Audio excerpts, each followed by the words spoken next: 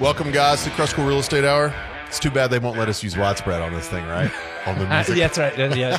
We were just talking about our intro music. So, anyway, welcome. How are you doing? Thank you. Doing great. Douglas Skipworth is our founder, CEO of our company. We're excited to have you with us. Glad to be here. Why Memphis was our last podcast. I think it went really well. Oh, man. Memphis has got a tailwind. You said it best. It's like we're going to look up 10 years from 10 look up in 10 years and wow, where Memphis I know is. if you look back at 2010 Correct. and 11, Same. we're doing the same thing. So why Memphis? Check that out on Spotify, YouTube, our Facebook page, wherever you want to check out your podcast. You can find it there. If you have any questions about today's show or anything else, email me, dean@crestcore.com. I also am now telling everybody here when we have these podcasts, I help clients buy and sell. If you're interested in buying investment property in Memphis, multifamily, commercial, single family, if you're local and you need to move, we can help you with that too. So absolutely. whatever it may be, send me an email, dean@crestcore.com, and then check out all the other podcasts, Spotify, Apple Music, anywhere else where you would catch them there. We are changing our name, as you can probably see. It was the Crestcore Real Estate Hour, and now we are investing The Investor's Guide to Real Memphis. Estate. So I'm really excited about that name change. I think it's going to bring us a little bit wider audience, maybe. And all we're here to do is help people learn more about and navigate investing in Memphis, investing in real estate. We don't sell T-shirts and hats, and we did the one episode where I'm going to talk about myself a month ago, so we won't do that again. But yeah, no, we try to just dive in here and give you some really good information. Speaking of today's show is build your team. Yes. And we've done it before, but I think this changes, and I think the perspective on how to build a team and who to build a team with can change. The fundamentals are still there, but the way you go about it might be a little different. So let's talk about, building your team in Memphis, whether you're in state, out of state, local or not. I don't feel like there is much of a difference. No. I still think even if you live next door to our building here and you invest here, I still think you have to build this team. Yes. I think if you're out of state and you're coming in here, I think you really have to focus on building your team, right? Oh, yeah. The local guy can deal with a Yahoo, but the out-of-state client can't. Right. And a local can do some of the lifting themselves. 100%. And can kind of close the gap on some close mistakes. Can close the gap on mistakes. That's right. Correct. That's what exactly. But if you're out of state, man, you got to really rely on the people that we're about to talk about. The A-team. The A-team. You only have, it's taken us a while to build the A-team. Yeah. But I feel like I have one now. Amen. And have had one. Yep. And those are the people that are on our vendor partner list that you're not obligated to use, but we do refer them out. So let's talk about building your team. Like the first thing that I would say, and then I'm really curious to get your perspective on this, but the first thing that I think of when I'm building a team, and I think of me in the brokerage. Okay. So the first thing I did was set up an organizational chart and kind of define not who, but what I want to happen in the business, right? Yeah. I can't define it up front. I can't label who it's going to be up front, but I can kind of picture it and say, okay, hey, I'm here. I need blah, blah, blah, blah here to make up my team. You're like doing a draft for a football team, and you know the positions you need. First thing you have to do is create the positions. Yes. So you can't just, what sport am I playing? Do I need 5 people? Do I need 11 10. people? What is it? So yes, I agree. I think you cast, we talk about this quickly. It's like you cast the 4 things. You cast a vision. Yeah. You kind of create a goal underneath that. Yeah. You set a date, and then you develop a plan. Yeah. And then Arnold Schwarzenegger, who says those 4 things: you get your vision, you get your plan, you get your date, you develop your plan, and then to quote Arnold, you work your ass off. So that's what we're talking about doing. Is like creating that plan, and then you're going to work your tail off to get that plan done. So vision to plan. So here, let's talk about the plan. I think is what you're saying. That's it. The plan of what you're going to do and who you need around you, your teammates, I love that analogy. We talk sports all the time, but you're a GM of a team. Yes. And you're going to figure out, like you said, do you need 5 or 10? Are we going to be a passing team, a running team? Who do I need to try to draft and sign? And that's essentially what to we're accomplish your goals for the vision you have.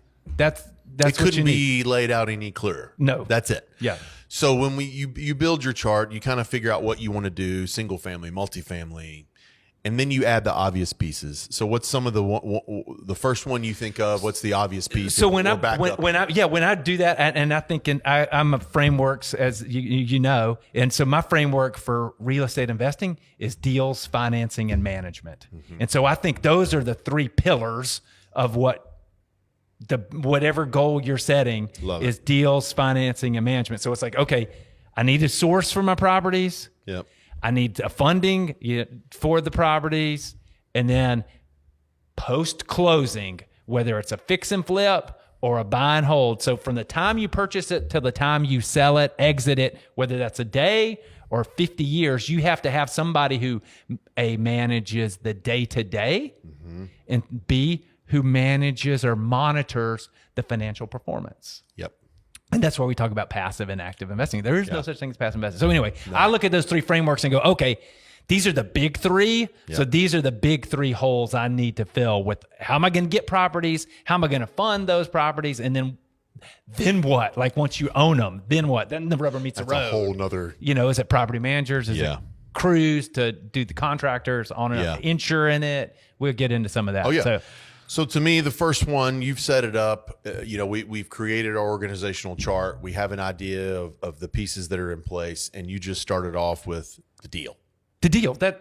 So if you don't have a deal, we can't get started. How are you going to find your deals? There are many ways to find a deal. Yep. You can go through a real estate agent. You can go directly to a wholesaler. Yikes. Yeah. You can go, you have some insurance companies, property managers all across the city. Did I say insurance? You did. Bankers can come through for you. You're looking on Zillow. You're looking for sale by owner. I mean, there are a lot of ways to source property. Yeah. But how are you going to get a steady stream? And my experience as an agent is the best way, because agents, an investor-friendly, investor-focused agent. I'm just using you as an example. Yeah. Like you are finding properties all day, every day, and getting those out to your investor clients to look at. Hey, it's mainly all I do. Yeah, and there's some searches you can set up on parameters and on Zillow or stuff.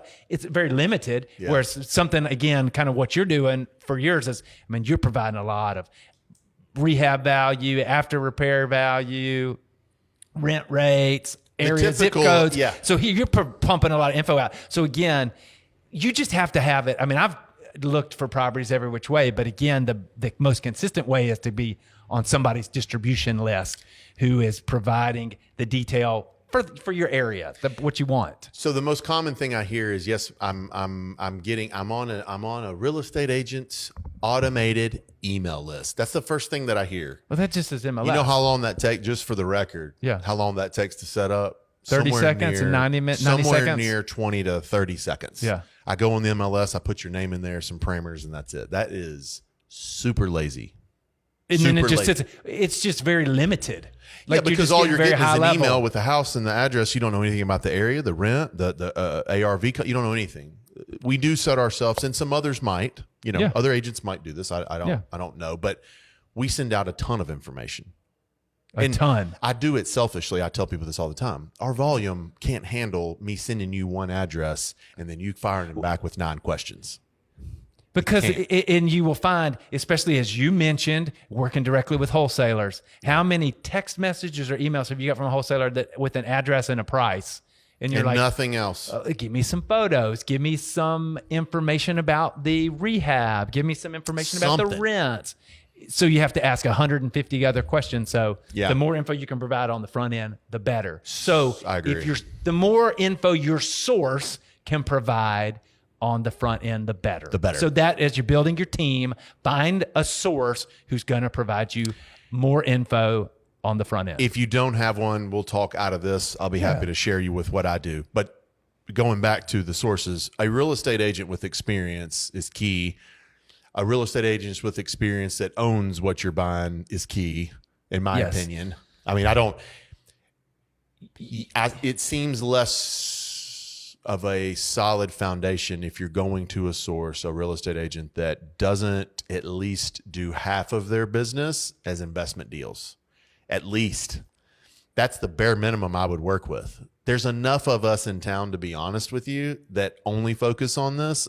If it were me and I'm going to another city, I'm finding an agent that really all they do is investment deals. And there's agents in every town that do it, right? Yes. The agents in every town. You go into a specialist. You're going to you don't want to go to a generalist doctor if you have something wrong with you. No. You know, you want answers and you want expertise. And that's the same with what we're doing here. So that's right. You would go to an investor specialist. So when you're interviewing these people, me included, ask them important questions. You know, how many of your deals were investor deals versus residential retail or something else? Do you own any rentals? You know, that's the big, there's a competitor in town that sells the same product I do, and I don't believe owns a single rental. Like, has knowledge, understands, but can that person really dive into what we're going to dive into, which is I've got experience.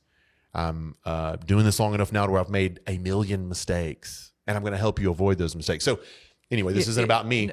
It's about finding that source that does that has that knowledge, that has that experience, that is going to stick with you after it. That's the biggest thing that we have here, Douglas, is like I sell a house to somebody, we close, and we're constantly in contact.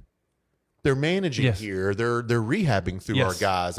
This is not one of those situations where you buy a home, I send you a nice little gift at closing, and I'll mail you some things every 6 months and wait for you to turn it over in 5 years, right? You're a valuable resource and to your clients, and that's what when you're developing your team. You want a team of specialists, of experts, I listened to a great podcast the other day, Maverick Carter and LeBron James. High school teammates, and they've built their Spring Hill platform for LeBron and what they're doing. And they said, we got together when we fired LeBron's mom or whoever's their agent, and we knew the vision and where we wanted to go long term. And then we surrounded ourselves with experts who could exute. That's what they wanted to do. It's like, that's what we're talking about here. You develop your vision of where you want to be long term, and then you put experts around you who can execute. And so first thing is finding deals, sourcing deals. How are you going to get deals? That's a great example. You know, he sent his crew through school. LeBron did. Yeah, he told them you can be on my team, but you're not going to be uneducated. He paid for the college because you sent him through college to execute. It's all about executing. That's right. So that's great. So you find a deal. You go through. If you go through a wholesaler, guys, you have to understand there's no governing body. I'm not here to tell you that all wholesalers are crooked at all. Some of them do a fantastic job and are very forthcoming with their information. They provide you a lot of data. There's also some that don't. They are very limited because they don't visit the property. It's just they're out of state. The worst thing you can do is buy from a wholesaler that's virtually wholesaling. Oh, right, sure, yeah. You heard of that? Virtually of wholesaling. Course. Right. So you got a guy in Seattle that got online and found a house here, and he's going to tell you about the market and why it's a good one. Guys, you got to stay away from that. A wholesaler local, I can see where some of his knowledge and some of his expertise might help you. I'd still be careful, but the virtual wholesaler, you guys got to be real careful. So, but I agree with your team. You get an agent. You have to build and find out. I would go with an agent, but that's who you find. A deal source, and that's who you go. Management companies, they can provide them. And again, in my notes, I wrote agent 3 times. So find an agent. Find somebody that's licensed. They had a code of ethics, and they have a fiduciary responsibility to you as well, versus just someone that's selling you to source your deals. You got to have deal flow. You got to have looks. I mean, that's the whole thing. It's like you don't want to buy the only property you've ever looked at. You want somebody to send you a bunch of properties so you can have more options, so you can pick the best one. Last thing, and we'll move on. If an agent asks you to sign an exclusive buyer's agency agreement, run. Yeah, don't do that. Run for the hills. Don't do that. I don't have anybody sign any kind of buyer's agency agreement. I feel like in my business, I'm going to show you my value and worth by delivering you those properties. If they lock you into one of those deals, if you buy anything in our city, you owe them a commission from anybody. Good point. I just think it's very limiting. I think it's limiting. And now we have to sign it per deal. So if you write an offer on 123 Main Street, I'm going to send you one of those, but at the bottom it says this only applies to 123 Main Street. Correct. Tennessee Real Estate Commission Yes. requires us to do it, That- but I'm only yes. going to do it per offer. So, Right. all right, moving on. You found your deal source. You've built out your org chart. You got your deal source here. You found an agent that you trust and you know, and they're going to start sending you deals. So what do you? To me, the next thing might be what? Again, depending on how you're looking at it, for me, I'm like, I go to the financing part. Okay, yeah, You know, and I think you could do either, but yes, you you're can right. do either because I'm like, okay, how am I going to pay for it? But I think what you're also saying is the management part, management in quotes being contractors, dog, boots on the ground, people to look at it, inspections. But I hear all what of you're that. saying. You can't get to that unless you got the Unless money. you got the money. So that's where I go, oh, look, how am I going to pay for this? Yeah. And then there's the evaluation period, which kind of goes in the deal section. But So circle local back. bankers. So let's go the financing route then. So, you know, your second step of this is going to find out a way. If you're paying cash and you're going to leverage, or if you need the loan right away, you need a good banking partner. Yes. Period. And so, yeah, for me, it's like, all right, hey, I'm going to look at a bunch of deals. How am I going to pay for them? Because I'm going to find a deal. If I look at a bunch of deals, I'm going to find a deal. How am I going to pay for it? And so I think we talk about this. It's like you need two kinds of money. You need what I call liquidity, short-term money. Let me phrase that. If you're going to be in this game long-term, you need to have a short-term access to cash, whether it's a line of credit, whether it's cash, whether Hard it's money. a bank, hard money, Yeah. some way to make cash offers on deals. Yep. And then you got to term them out, finance them long term. So you got to have most likely, whether it's Fannie and Mae or Freddie Mac or a local bank or some of the longer term Wall Street type lenders, you got to have that. So you got to have a money relationships. Big time. Plural. More. So More money sources, the better. Let me ask you this. You have 10 of them? You have 10 over 10? Yes, but 80% are doing. I think then you go down to like, no. I'm really doing business with two. You know, I got my short-term source and then I've got a couple long-term sources.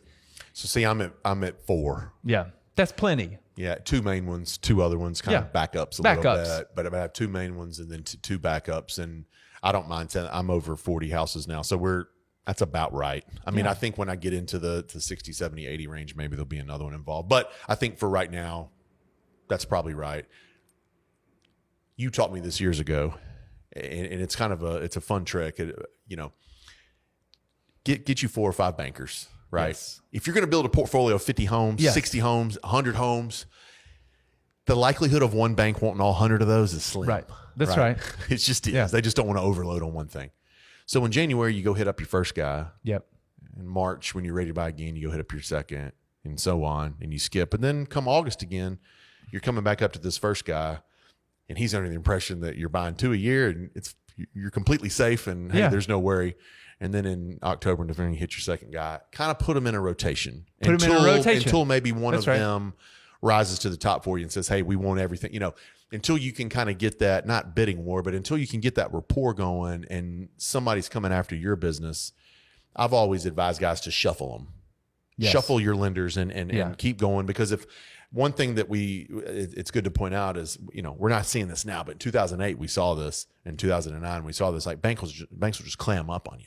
Correct. They're just, hey, we're done. Yeah. The COVID Today. at the very beginning of COVID for 6 weeks. Nothing. Hey, wait, we're I had every banker tell me we're going to wait. We're going to wait. Didn't take long for them to figure out, that's kind of right. get settled it was down. About 6 but weeks. like, we're going to wait. But and sir, that we've talked about it before. I mean, banks are great. They want to loan you an umbrella when it's sunny outside. And then they want to take it back when it starts raining. So you just got to be careful. You got to be prepared. So, and I would say sometimes you have to strike while the iron's hot and take advantage of the opportunity. And so it might be the bank's got a great loan officer, or they got cheap money, or you can get, so sometimes you're going to take advantage of that. Other times you don't want to kind of your point, you don't want to deplete the resource and you want to spread it out and take advantage of it, because you could just go in here and use it all up. Yes. And then there's nothing left. So, and sometimes that's okay. You just have to be wise in doing that. But again, this is something, I guess, as we talk about as you're building your team, if you have experts around you, you can think and make decisions like that. And kind of strategize. But if you're trying to find deals and trying to do it on yourself and self-manage and do this, you don't have time to think. All you have time is to do. Which is why it's important to build your team. Yeah. All right. So we've got our chart set up. We've got our agent that's finding us deals. We've talked to a half a dozen bankers. We've got 2 of them that we're going to engage for loans, whether it be leveraging our cash purchases or brand new purchases. Yep.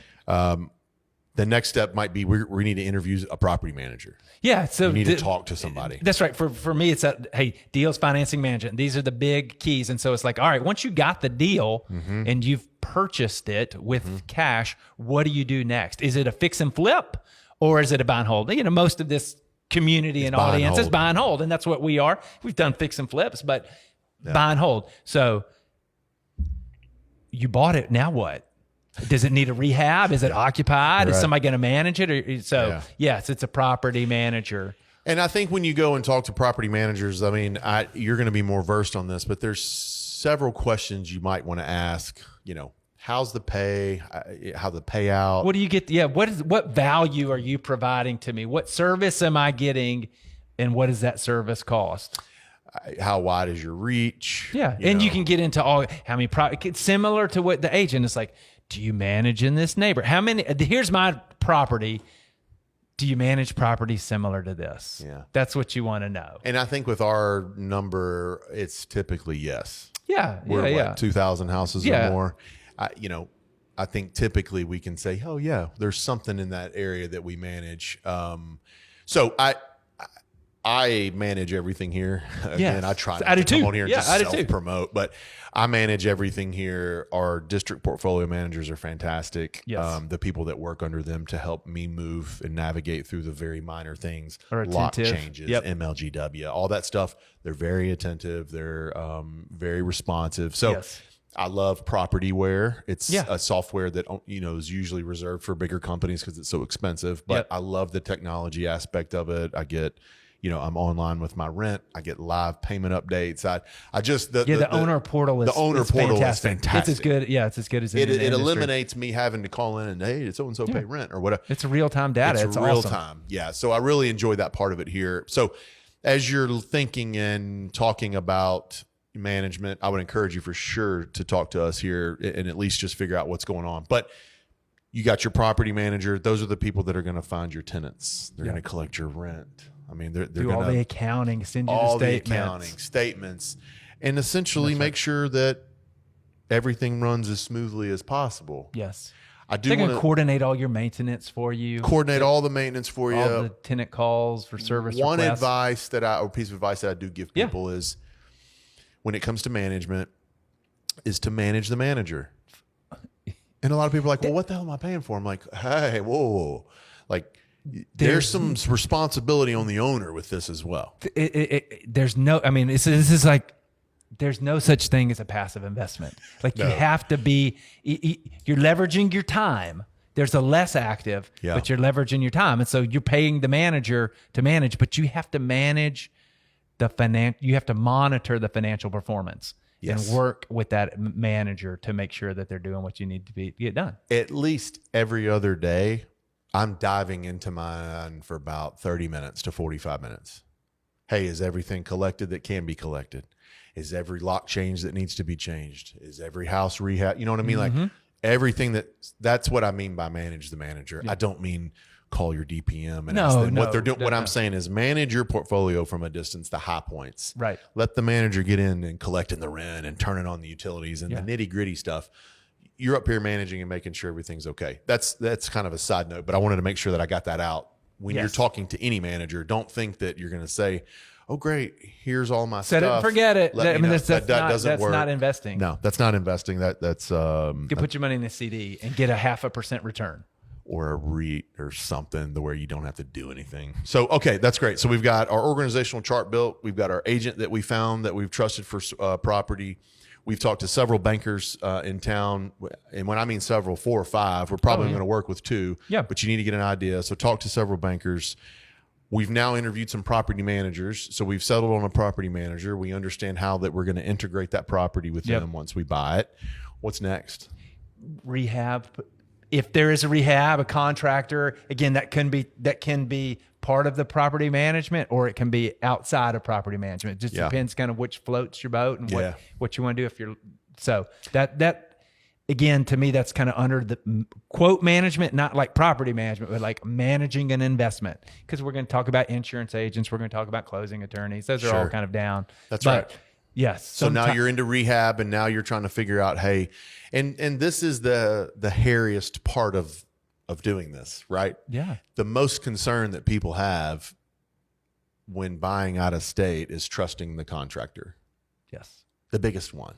Would you agree? I mean, like, yeah. Oh, yeah. I guess property source maybe could be bigger, because if you don't have the right property, it doesn't matter who you have after that. But once you've secured the right property, I think the most important thing is to have the right contractor. And this is the one where people, to me, they do better on finding deals, working with agents. And they for whatever reason, all of the sudden people think, they start looking at price tag and not thinking quality and not thinking the timing, and they just they make careless decisions, get up with contractors who ghost them, take the money, don't finish a job, have to keep coming back out, get on another job, having to coordinate and getting them. So having a reliable contractor is huge. It's pivotal, vital. I mean, it's a make or break. 100%. I think you could get away with some of these other factors. Maybe your management isn't strong. Maybe your insurance, whatever. I don't think you can get away with having a poor contractor. Poor communication, work, price. We've done the contractor triangle before. It's like, price, quality, and speed, and you can't have all three. Right? So, find one that's got two of those and stick with it. I promise you. If he takes 2 extra weeks doing it, but his price is fair and the quality is good, brother, run with it. Quality, speed, price. As far as I'm concerned, I want quality. I want speed. I don't care what the price is. You and I are the same. You and I are the same. Because it's affordable. It's not going to, it's not ridiculous. There's a market out there. And if you're working with professionals and they're vetted, either your referrals or your property management company's referrals, you're not dealing with crook. The worst thing on the planet is to have somebody do it really fast and really cheap. Yeah. This is going to be You ever had one done? Yes. I've had a rehab done really fast and really cheap. It's no good. Yeah, I you paid do for it the twice. next 24 months on it. Yeah. It took forever to try to figure out what was right and what was wrong. Yeah. I have someone now that is not the cheapest. Yeah. But the work is killer and the timeliness of it is awesome. Yep. So I'm willing to pay a little bit more. Of course. Because if you don't, Douglas, you and I both know this. You're paying for it one way or the other. You're going to pay for it down the road, man. You're paying for it one way or the Stress, literally with dollars in the maintenance stuff, but having to deal with it in the hassle. Like I'm going through, as a matter of fact, with this contractor we've been working with now, I'm going through our first turn. Okay. Right? So he did a rehab for me about a year ago. Yeah. Now we're coming through the first turn. $780. Congratulations. I mean, on a 1,500 square foot home. Yeah. He's got to paint one room and there's a little touch up somewhere else. And that's it. Love it. So it's well done. It's well done. And now when you come with somebody else who's not, you just spent $15,000 a year ago. Now it needs seven. Yeah. I've seen that happen. Like what? So contractor, I mean, I could go on this all day. Yeah. Contractors are extremely important. Yep. We have those to refer. There's also people here you can hire on your own. So, I mean, I would just make sure that figure out the payment schedule, figure out the communication schedule. How are you going to figure out what's going on with the property? Is it going to be via video or pictures? Just a weekly call and update? Figure out what that is. Payment, production schedule, and then and integration back into property management. So contractors is huge. So now we're moving on through this pretty quick, but we've built our organizational chart. We have our agent, we've got our banks, we got our property manager, and now we have our contractor. What's next? Those are the key pieces to me. Yep. I mean, again, you've got to insure it somewhere along the way. You've got to most likely have put this in some type of entity. So you got a business attorney, you got a closing attorney, a closing agency. Yep. Those are some of the keys. You got a CPA who's helping you with your taxes. So other team members are you thinking of? That's about it. I mean, okay. Yeah, I don't really have much. I mean, insurance agents would be one. I am a little bit of an insurance dummy, so I need guidance on insurance. Yeah. So what I've seen is, and I don't know how you did it, but there's a couple of options. Like when you're first starting out, if you're a homeowner, car owner, have some type of insurance, State Farm, for example, State Farm can probably insure your rental property. Yeah, they can. And it's easy. It's a way to get started. No problem. Similarly, your property management company probably has some type of master policy connection with their insurance agent where they can put you on their policy. So either of those two, when you're getting started, are fantastic. I have done both. Yeah. Starting out. What you've done? Oh, have you really? Yeah. Like I started with my Allstate or farmers insurance when the farmers guy and added properties because it was so convenient and easy, and then outgrew it and then kind of went to a master policy plan. So are you self-insuring now? Are you still with a master? You still have a master policy? You're self-insuring? Because that's the second layer of this. I have so yeah, good point. And have done self-insurance. Yeah. A couple of them will have some loans that require some insurance, have some that are free and clear out there, and they're self-insured. Yeah. And that's phase 2. Have liability. Yeah, of course. But once you reach a certain portfolio size, it doesn't make much sense to continue to do it. I've got that umbrella policy over all of mine. I'll continue to do that until. But similar to agents, once you get to a certain size, there are commercial insurance agents who deal with rental properties. It's gotten the marketplace has gotten so much wider and so much deeper over the past 15 years. Yeah. So there are a lot of great options out there for insurance. Last thing I would say is if you've got any kind of group you can join. Good point as far as your team. Or team. if there's actual live groups, or if there's anything that you can join to kind of connect with other investors that are doing the same thing here. I typically don't pass out investors' info unless they're okay with it, but you can go on Facebook really and get on any Memphis investor group. You can look. I think there's. Don't we still have MIG here? Memphis Investors Group. Yeah. So there's still an investors group here that you can join. Bigger Pockets. It's a community. Probably the best one. So it reminds me of Think and Grow Rich. Some of the audience out here we're reading Napoleon Hill's Think and Grow Rich, and as he talks about setting your mind on your purpose, and one of the getting the plan, kind of the Arnold Schwarzenegger, anybody who work your plan. Well, one of the other things is, surround yourself with like-minded people who are going to encourage you to realize your vision and to reach your goals. And so that's what you want, whether it's Facebook group, whether it's MIG in Memphis, or whether it's Bigger Pockets out there, whether it's a podcast. That's something that helps you, encourages you, keeps you on the path, the straight and narrow, because you're going to get discouraged. You're going to have obstacles. You need to run things by people, have bounce ideas off one another. Man, I'm telling you, having that person to walk through scenarios is key. Yeah.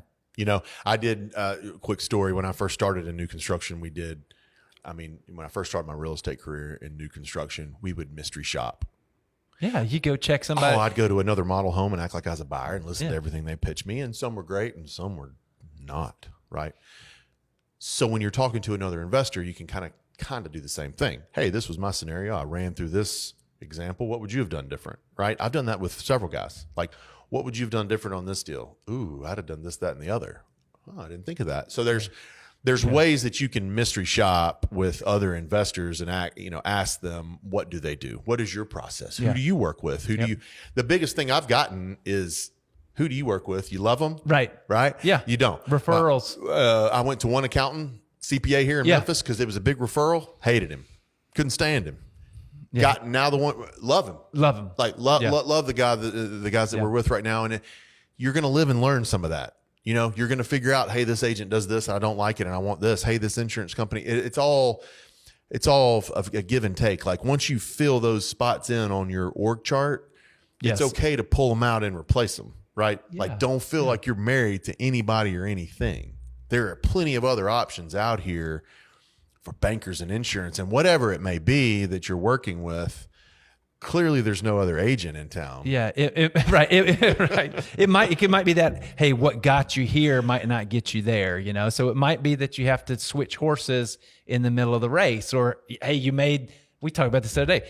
Hey, you made the first round of the playoffs and lost. All right, where do we need to make some? Where do we need to improve to get to the finals? I've done What that do we several need to do times. to be a champion? Yeah, I mean, you get 7 or 8 houses now, and you think, hey, so and so's not a good fit for me anymore. Or Hey, this is just not. like I mentioned with insurance, like State Farm or Farmers or whoever was great to begin. So, only thing I'd say on surrounding yourself, that was a great point on the team, to have some encouragers, to have some iron sharpening iron, to have some people. I would be careful of 2 things. Yes. Like when you're talking, everybody has a roof over their head. So everybody knows something about real estate. So be careful about you're listening to. who you're listening to. People might naysay, hate on you, have bad advice. Make sure that they are experienced in what you're doing and that they can speak into that. Don't listen to somebody who's not a real estate investor or somebody who doesn't have the experience of real estate investing that you do. So look for mentors, whether it's books or podcasts or videos, whatever. Or people you can talk to in Facebook groups or MIGs or whatever. Just be careful. National What you're Real Estate saying is Association. just be careful who you're listening to. Be careful who you're listening to. I would rather talk to one expert than 50 people who don't know what they're talking about. But will act like they do. Yeah, and yes. And that's kind of why I'm asking you and asking our listeners, like, when you're vetting your source, do you own rentals? Yes. Yeah. No, I don't. It's hard to communicate. Yeah. You have to. That's kind of my You thought. have It's like, to. you don't, like, our market, fantastic, but you don't really know how to invest is the difference. Yeah. There's a difference in knowing the real estate market. Oh, man, here in I Memphis. work here, but I wouldn't eat the cooking. I mean, I wouldn't order off the menu here. See, like what? Like, you need to make sure that your chef is eating the food he's cooking, Yeah. right? I mean, yeah. so it's like, I can't wait to eat here. The best part of working here is we get to eat here for free before we serve everybody. Like, that's the restaurant you want to go to. yes, because they're excited about the product. Yes, it's and they so know good. it, and they can tell you, yes, I've had it. It's great. There's nothing. I went to a place last night. You took it out of the and I was like, I ordered a fajita chicken salad, and the waitress goes, "Oh, that's my favorite." See, so And you I was knew like, it was yes. going to be good. I knew You it was going to be good. Perfect example. I want to encourage you to do that. I want to encourage all investors to do that. As you're talking with any of these people on your org chart, are they doing the things that you're doing? Mentors, Yes. everybody. I love that advice. Like, anybody you're going to listen to, make sure if the guy owns 40 multifamily units and he's trying to tell you about single family, it's going to be tough to hear that. Now he could blow your mind with multifamily, Absolutely. right? Talk to somebody who's doing what you're doing. Talk to somebody who is investing the way you are, talking to bankers, talking to insurance companies, and everybody that you're talking to. That'd be my That's good. Yeah, kinda I agree. leaving Love advice. All right, guys, thanks. You got anything else to add? No, that's great. Okay, man. appreciate you guys listening today and tuning in. If you have any questions, dean@crestcore.com. You can check out the podcast today, probably in an hour or so, Spotify, Facebook, YouTube, wherever you check out your own podcast. Love it.